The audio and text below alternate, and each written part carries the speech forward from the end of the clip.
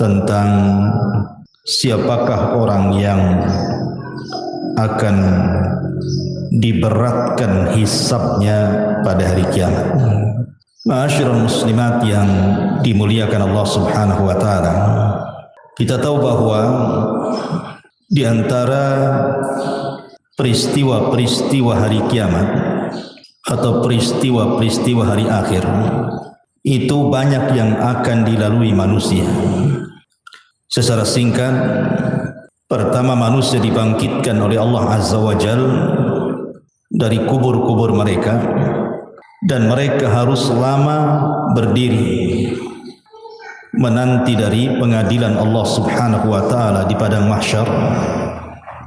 Kemudian setelah itu ada pembentangan catatan. Kemudian di sana ada syafaat. Kemudian juga di sana ada hisab. Kemudian pembagian catatan, pembacaan catatan. Manusia akan dikelompokkan bersama para sesembahannya. Kemudian juga akan dibentangkan padanya titian siratal mustaqim. Kemudian juga ada qisas, sampai akhirnya Allah dimasukkan ke dalam surga dan neraka. Itulah peristiwa-peristiwa secara singkat.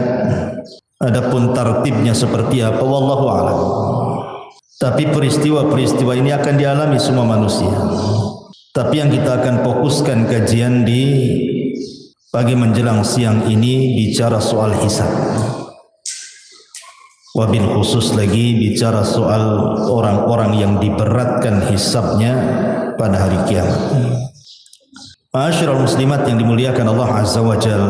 Tetapi sebelum kita bahas siapa orang-orang yang akan diberatkan hisabnya pada hari kiamat, kita harus paham dulu tentang hal-hal yang menyangkut masalah hisab ini.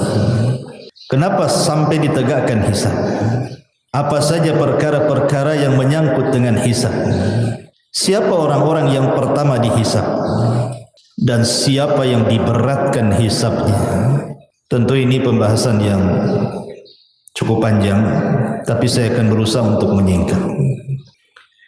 Ma'asyiral muslimat yang dimuliakan Allah Azza wa Jalla.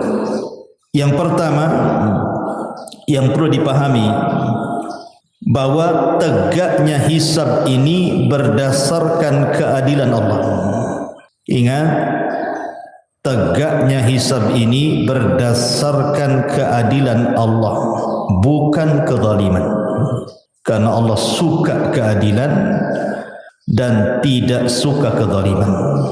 Maka siapapun ketika di dunia menghabiskan waktu-waktunya untuk beribadah kepada Allah Azza wa Jalla, berzikir, membaca Al-Quran, salat, zakat, sedekah, silaturahim, dan apapun sebutkan ibadahnya, maka semua ada hisabnya, ada balasannya, sehingga tidak ada yang sia-sia di dunia ini. Sekecil apapun kebaikan tidak akan sia-sia. Wa man ya'mal mithqala dzarratin khairan yarah. Lah sebagaimana orang-orang yang berlaku baik di dunia ada hisabnya, begitu juga para pelaku kezaliman, para pelaku dosa dan maksiat, semua ada hisabnya. Sekecil apapun dosa ada hisabnya. Sehingga jangan macam-macam dengan dosa, semua ada balasannya. Ketika Allah Subhanahu wa taala tidak membalas dia di dunia, ingat di sana ada balasan yang jauh lebih perit lagi. Karena Allah yang mengatakan wa man ya'mal mithqala dzarratin syarran yarah. Ini yang pertama, bahwa hisab itu didasari keadilan Allah, bukan kezaliman. Allah Maha Adil. Yang kedua, seorang hamba pada hari kiamat akan dicukupkan semua amalannya, semua balasannya, tidak ada yang dikurang sedikit pun. Di dunia kalau kita membalas kebaikan orang, terkadang balasan kebaikan kepada orang itu tidak sebagaimana kebaikan orang itu kepada kita, kan? Ada saja kurangnya. Tetapi di akhirat tidak. Kebaikan akan dibalas sesuai dengan kebaikan yang dikerjakannya, sebagaimana keburukan juga akan dibalas dengan keburukan yang dikerjakannya. Dan Allah tidak akan pernah mengurangi itu. Kemudian yang ketiga, bahwa kelak pada hari kiamat manusia tidak akan menanggung dosa orang lain. Manusia itu tidak akan menanggung dosa orang lain. Dia hanya mempertanggungjawabkan dosanya saja. Dosa orang lain ditanggung orang lain. Tidak ada urusan dengan kita. Wala taziru waziratun wizra ukhra. Dan seseorang itu akan menanggung dosanya masing-masing. Kemudian yang nomor 4, yang berkaitan dengan hisab pada hari kiamat adalah jabrun naqsi fil faraidi minan nawafil. Bahwa hal-hal yang sifatnya lalai seseorang dari melaksanakan kewajiban. Umpamanya ibu solat wajib, lalai dalam solat wajibnya, tidak khusyuk, kurang tumaknina dan begitu seterusnya, maka akan ditempel oleh amalan-amalan sunnah. Maka amalan-amalan sunnah itulah yang akan menempel kekurangan kewajibannya, dan itu masuk pada hisab. Seperti sholat sunnah rawatib, atau kalau dalam puasa Ramadan ada puasa di bulan Sya'ban atau puasa Syawal dan begitu seterusnya. Kemudian juga hisab juga, yang nomor 6 ya, hisab juga kelak pada hari kiamat akan diletakkan 2 timbangan. Timbangan kebaikan dan timbangan keburukan. Mana-mana timbangan kebaikan lebih berat, maka dipastikan dia masuk surga. Mana-mana timbangan keburukan yang lebih berat, dipastikan masuk neraka. Mana-mana yang kemudian seimbang antara kebaikan dan keburukannya, maka dengan syafaat dan rahmat Allah dan atas kehendak Allah juga bisa saja Allah masukkan ke dalam surga. Kemudian yang nomor 7 juga di antara hal yang berkaitan dengan hisab pada hari kiamat, bahwa niat yang baik, ibu punya niat dan belum diamalkan kebaikan itu, maka tetap akan ada hisabnya pada hari kiamat. Sebagaimana niat jahat kemudian belum melakukannya dan ditinggalkannya, baik karena Allah, baik karena lemahnya dia melakukan atau karena tidak sukanya dia melakukan, semua ada hisabnya pada hari kiamat. Jadi niat saja ada hisabnya. Maka hati-hati soal niat ini, jangan sembarang niat. Kemudian juga yang nomor 7, di antaranya adalah ada seseorang yang berbuat kebaikan di dunia. Kebaikan itu kan bermacam-macam nilainya, Bu ya. Ada satu amal itu satu kebaikan. Ada satu amal itu 10 kali lipat kebaikan. Ada satu amal itu dilipat gandakan menjadi 700 kali lipat kebaikan. Ada amalan itu yang tanpa batas lipatannya. Semua akan dihisab. Semua ada balasan. Sebagaimana dosa juga ada yang satu dosa itu dilipat gandakan, dosanya sama, tetapi terkadang dilipat gandakan. Maksiatnya sama, tapi terkadang dilipat gandakan dosanya. Seperti orang yang melakukan dosa di Asyuril Hurum, umpamanya di bulan-bulan hurum. Itu kan beda ketika dia melakukan di luar bulan hurum. Atau orang yang bermaksiat di Mekah akan berbeda dosanya kalau dia bermaksiat di luar Mekah, walaupun satu jenis dosanya, tetap ada hisab. Ma'asyiral muslimat yang dimuliakan Allah Azza wa Jalla, termasuk juga berkaitan dengan qisas pada hari kiamat, bahwa setiap kezaliman itu yang berkaitan dengan orang lain atau berkaitan kezaliman kepada binatang atau kezaliman kepada sesama manusia, semua ada hisabnya, ada qisasnya kelak pada hari kiamat. Sehingga jangan sembarang orang melakukan kezaliman. Termasuk juga bahwa amalan orang-orang kafir, mereka tidak ada timbangan. Karena apa yang mau ditimbang amalannya? hancur. Makanya ulama mengatakan orang yang tidak akan ditanya, tidak akan dihisab pada hari kiamat itu dua manusia. Dia tidak akan ditanya dan tidak akan dihisab. Pertama, para nabi. Para nabi tidak akan dihisab. Mereka direct masuk surga. Yang kedua, orang-orang musyrik, orang-orang kafir. Apa yang mau dihisab? Tidak ada amalan sedikit pun. Direct masuk neraka. Ya. Ma'asyiral muslimat yang dimuliakan Allah Azza wa Jalla. Kemudian juga di antaranya termasuk juga yang berkaitan dengan hisab adalah as-sitru lil mustatir. Orang-orang yang akan ditutupi aibnya saat dihisab pada hari kiamat. Seperti orang yang suka menutup aibnya orang lain, maka Allah akan tutup aib dia pada hari hisab kelak pada hari kiamat. Dan begitu seterusnya. Dan banyak juga amalan-amalan yang lain yang berkaitan dengan hisab. Taib. Lalu siapa orang-orang yang pertama kali dihisab? Ada beberapa riwayat yang disebutkan oleh para ulama. Secara umum orang yang pertama kali dihisab adalah kaum muslimin, orang-orang Islam, umat Nabi SAW. Itulah umat yang pertama kali dihisab sebelum umat-umat yang lainnya. Dan ini keistimewaan umat Islam, umat Nabi SAW. Nah, di antara umat Islam ini yang pertama kali dihisab adalah seorang sahabat Rasul namanya Abdullah ibnu Abil Asad.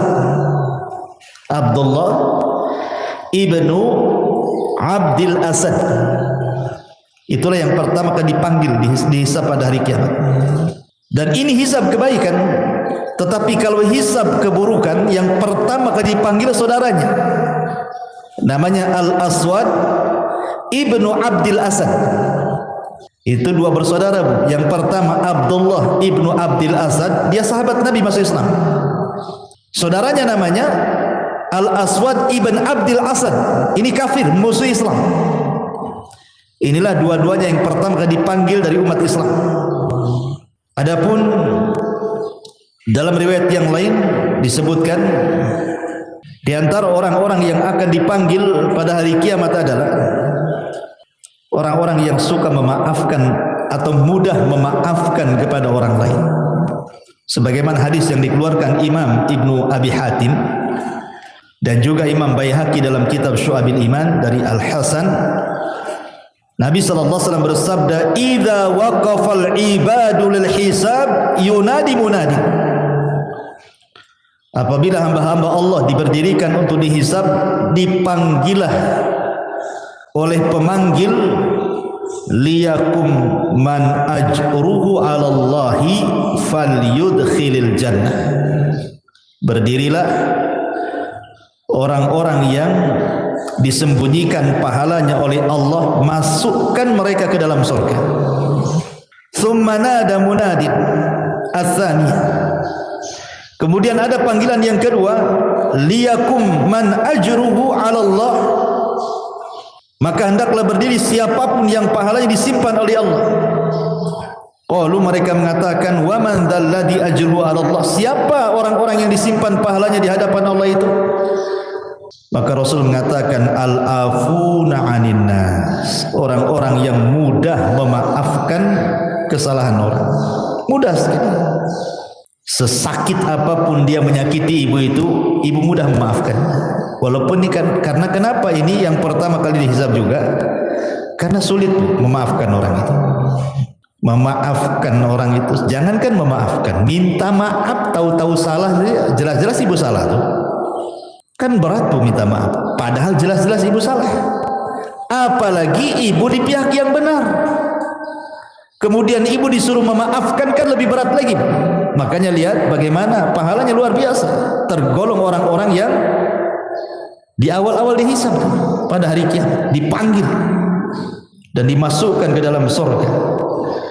Dan Allah katakan, faman afa wa aslaha fa ajruhu 'ala Allah. Siapa yang mudah memaafkan dan mengislah, maka pahalanya disimpan Allah Subhanahu wa taala. Kemudian juga di antara orang-orang yang pertama kali dihisab juga sebutkan dalam hadis adalah orang-orang yang senantiasa menjalankan salat. Awal ma yuhasabul abdu yaumal qiyamah salatu. Yang pertama kali dihisab adalah salatnya. Siapa yang baik salatnya maka semua amalannya dianggap baik. Siapa yang buruk salatnya maka semua amalannya dianggap buruk. Termasuk soal darah, pembunuhan. Itu juga awal ma yuqdu anhu yaumal qiyamah ad-dima. Awal yang pertama diputuskan pada hari kiamat adalah persoalan darah, pembunuhan. Masyarul muslimat yang dimuliakan Allah Azza wa Jalla, ini juga di antara orang-orang yang pertama kali dihisab pada hari kiamat. Baik, kita masuk pembahasan. Lalu siapa orang-orang yang diberatkan hisabnya pada hari kiamat itu? Siapa mereka? Aisyah Ummul Mukminin radhiyallahu anha, beliau pernah suatu ketika bertanya kepada Nabi sallallahu alaihi wasallam tentang ayat fasaufa yuhasabu hisaban yasira. Fasaufa yuhasabu hisaban yasira. Maka kelak ada orang-orang yang akan dihisab dengan hisab yang mudah. Maknanya di sana ada hisab yang sulit. Maka Nabi sallallahu alaihi wasallam ketika itu mengatakan man usiba udzib. Man usiba udzib. Siapa yang dihisab secara detail oleh Allah Azza wa Jalla pasti binasa. Siapa yang dihisab secara detail pasti binasa. Maksudnya apa?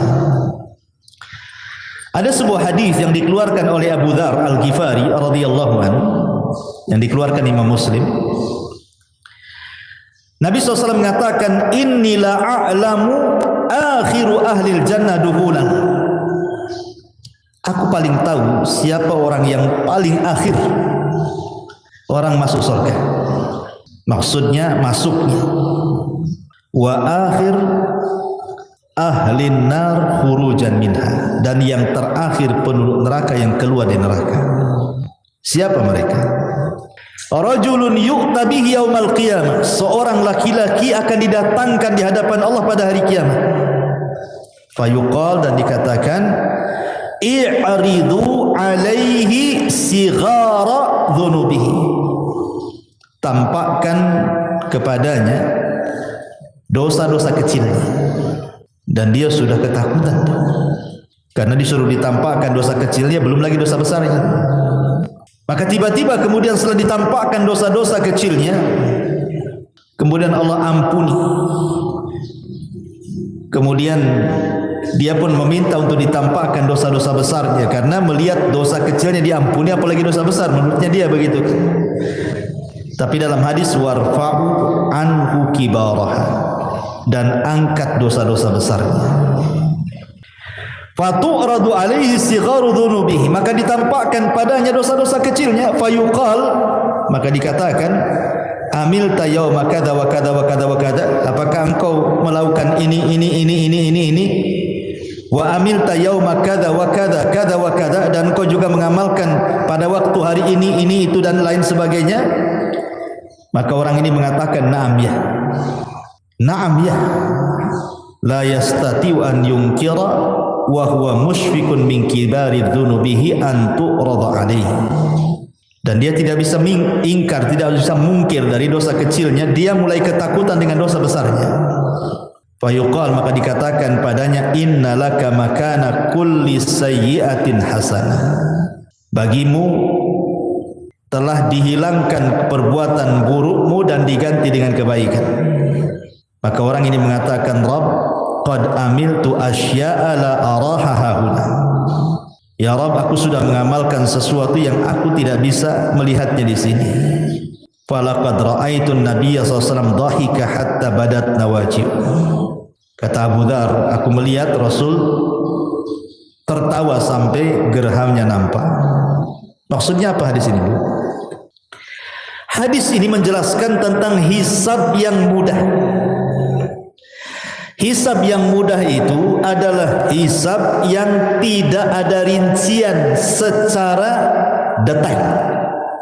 Jadi kalau ibu dipanggil, ibu tidak ditanya soal rincian-rincian dosa, tetapi ibu hanya ditanya dosa-dosa kecil saja. Kemudian setelah ditanya, ibu mengakui dosanya, maka Allah mengatakan dosa yang kecil yang ibu lakukan aku ganti dengan kebaikan. Dia sudah mulai ketakutan tuh, tetapi setelah dia mendengar bahwa dosa kecilnya diganti kebaikan, kemudian dia berpikir bagaimana dosa besar. Maka Allah Subhanahu wa taala tidak mempermasalahkan dosa besarnya. Inilah yang disebut dengan hisaban yasira, namanya ibu ya, hisabnya mudah. Hanya ditampakkan amalannya saja, suruh mengakui tanpa ada perdebatan dan tidak dirinci. Hanya sebagian kecil dosa saja ditanyakan dan dosa-dosa yang lain dianggap ditutup. Ini kan luar biasa. Inilah disebut hisaban yasira, namanya hisabnya mudah. Tapi kalau hisabnya berat, hisabnya sulit, inilah hisab yang seseorang akan selama kehidupannya itu akan diaudit seluruh amalannya. Akan diaudit seluruh amalannya itu, yang kecil sampai yang kecil sekali, yang nampak, yang tidak nampak, yang badan, yang hati, semua akan dirinci. Tidak ada yang terlewat sedikit. Ini namanya hisab yang berat, itu namanya. Betul-betul ditanyakan semuanya. Tidak ada yang kecil, tidak ada yang besar, semua akan ditanyakan. Dan ini adalah hisab yang sangat berat. Hisab kalau sudah seperti ini berat sekali. Jangankan ibu ya, di akhirat, andai seseorang itu terkena kriminal lah di dunia, tangkap sama polisi, diperiksa sama polisi. Kadang-kadang polisi ini nanya dari pagi sampai malam tuh. Ada yang 100 soalan, ada yang 200 soalan, sampai ngaku bu. Sampai panas keringat dingin tuh. Dan kita tahu polisi punya trik tuh, supaya dia ngaku tuh.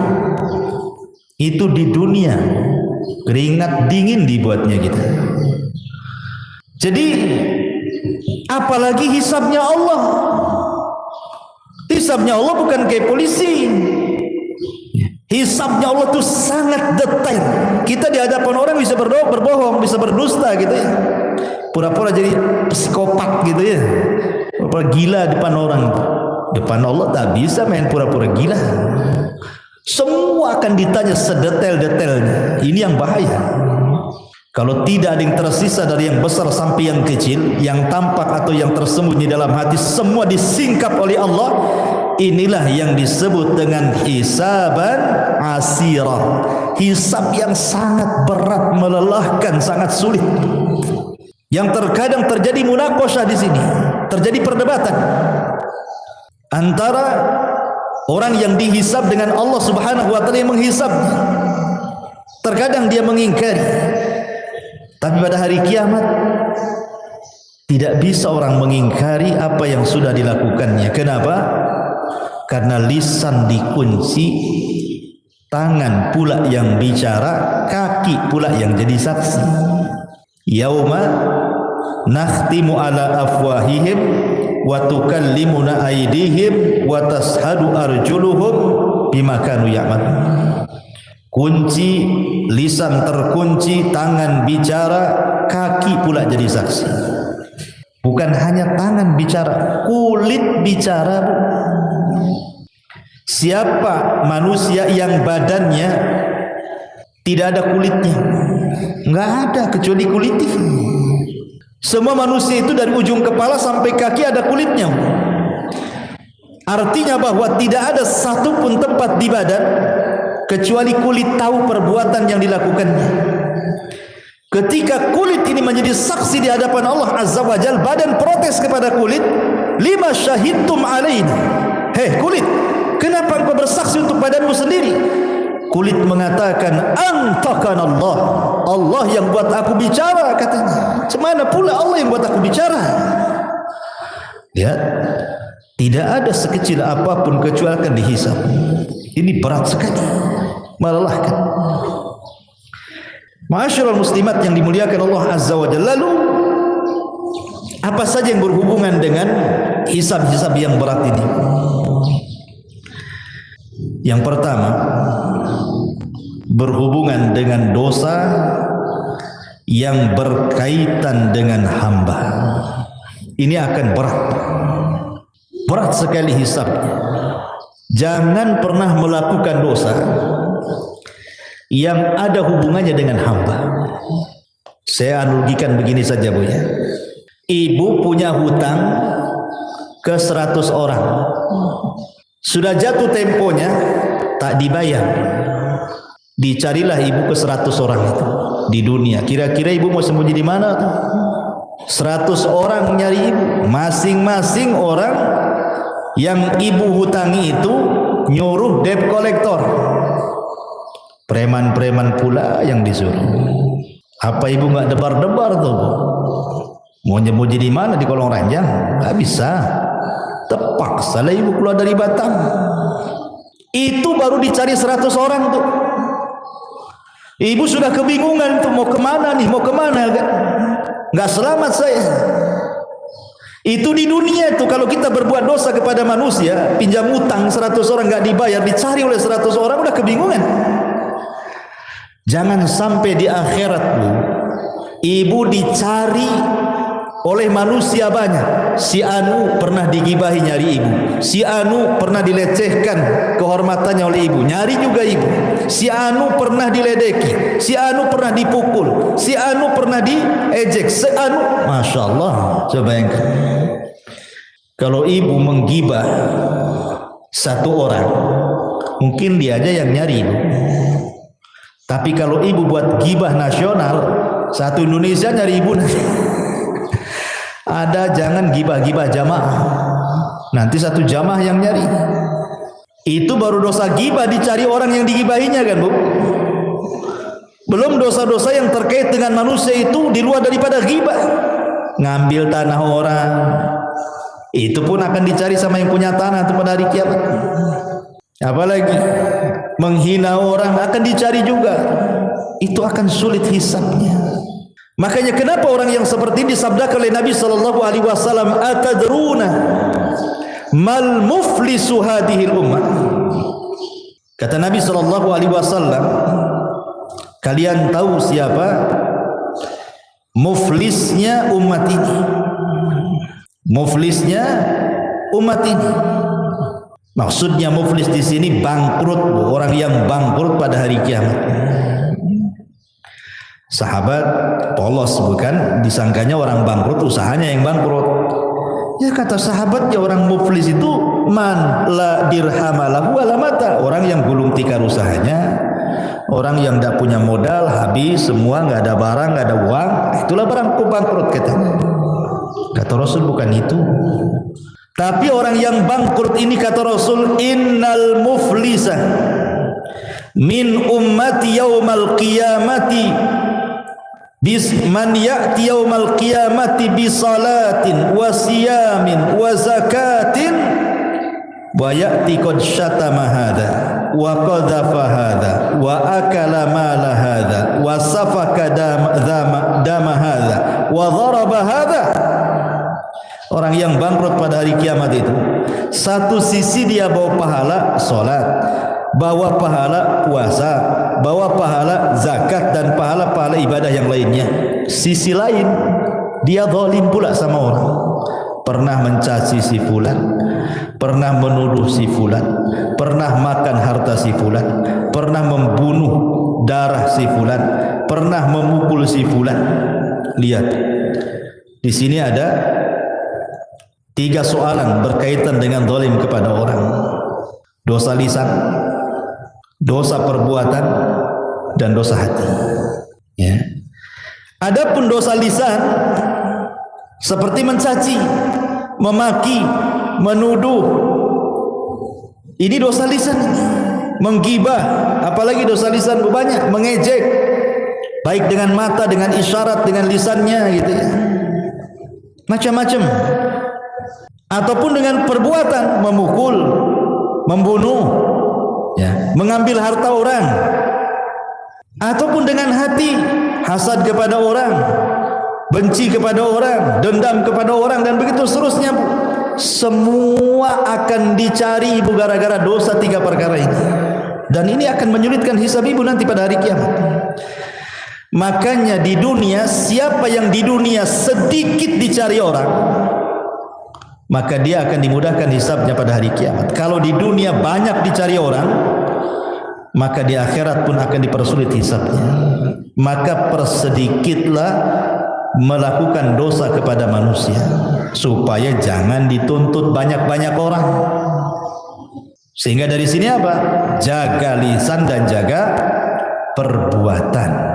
Al-muslimu man salimal muslimuna min lisanihi wa yadi. Seorang muslim itu yang selamat orang muslim lain dengan lisan dan tangannya. Sedikitkan, Bu. Ya, gibah kurangi. Kalau bisa janganlah, bukan dikurangi. Jangan. Kalau dikurangi masih gibah namanya. Hal-hal yang seperti itu. Kemudian hal-hal yang menjurus kepada dosa orang. Kurangi komentari orang. Jangan kepo. Apa Bu kepo? Kepolisi, tanya-tanya. Ya, kepo itu bahasa Cina atau bahasa apa? Ya kepo lah kan, orang jalan mungkin tak lurus jalannya, pincang. Kok gitu jalannya katanya? Ngapain Ibu tanya? Urusan dia lah jalannya kayak gitu. Yang nampak orang jalan gemuk itu kan, tak pandai dayat orang itu katanya. Lah, tak pandai pula dayat sama orang. Pakaian tak cocok dengan kulit. Cemana kulit hitam pakaian merah kurang. Jadi merah hitam lah, orang merah putih harusnya katanya. Subhanallah, kok kepo gini orang nih kan. Itu kurangi dosa-dosa kayak gini nih. Memang dia nggak dengar ucapan ibu, tapi nanti pada hari kiamat nyari ibu loh. Dulu kok yang ngomong aku hitam merah kan gitu ya. Dulu kok yang bilang aku pincang lari-lari gitu. Semua akan ditanya, kurangilah kepo-kepo tuh. Itu urusan dengan orang. Itu kan dicari orang nanti. Siapapun semakin banyak yang nyari orang karena perbuatan orang ini kepada orang lain, oh itu makin sulit tuh hisabnya. Maka berhenti, stop, jangan melakukan dosa pada manusia. Ya. Ini yang pertama. Yang kedua, persoalan keikhlasan. Persoalan keikhlasan.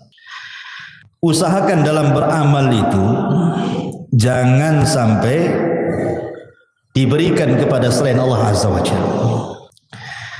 Karena ada orang-orang yang nampaknya berbuat baik, harusnya dia dapat hisab yang mudah, atau boleh jadi tidak dihisab. Rupanya dia pula hisabnya sulit. Ketika dia beramal kebaikan diniatkan bukan karena Allah.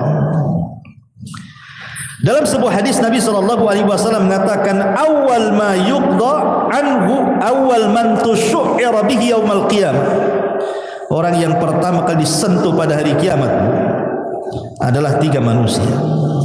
Siapa 3 manusia ini? Pertama orang pakar Quran, yang kedua pakar sedekah, yang ketiga pakar jihad. Dohirnya kan bagus Bu ya. Pakar Quran bagus, sedekah bagus, jihad bagus, bagus 3-tiganya. Masalahnya 3-tiganya beramal untuk selain Allah. Nanti akan dipanggil tuh pada hari kiamat. Tampakkan amalannya. Betul kau itu yang baca Quran tuh, khusyuk-khusyuk tuh. Betul ya Rabb, itu saya. Apa maksudmu tuh? Aku baca Quran karenamu ya Rabb. Kata Allah, kadzabta, dusta kau. Kau ini baca Quran biar orang mengatakan kau seorang qori saja. Ya. Kemudian ahli sedekah juga mengatakan ditampakkan amalnya. Terus siapa tuh yang bersedekah atau bolak-balik ke dual ilmi itu masih uang sedekah tuh? Itu aku itu. Apa yang maksudkan kau di situ? Oh iya, aku bersedekah karenamu ya Rabb. Allah mengatakan kadzabta, dusta kamu. Kau bersedekah biar disebut dermawan aja. Seorang mujahid ditampakkan amalannya. Itu siapa itu yang perang pemberani itu? Hebat kali dia perangnya, banyak dibunuhnya musuhnya. Itu aku ya Rabb katanya. Untuk apa kau di situ? Qataltu fika ya Rabb. Aku berperang karenamu. Allah katakan kadzabta, dusta. Kau ini berperang supaya orang mengatakan kau pahlawan aja tuh. Jadi lihat amal-amal seperti ini bahaya, ini memberatkan hisab. Ya. Kemudian juga hal-hal yang memberatkan juga selain daripada perkara-perkara ketidakikhlasan, amalan ini bukan karena Allah Subhanahu wa taala gitu ya. Termasuk juga Bu, ada amalan-amalan itu yang kalau bisa dihindari karena ini berat azabnya pada hari kiamat. Contohnya apa? Contohnya umpamanya Rasul mengatakan salasatun la yanzurullahu azza wa jal yaumal qiyamah.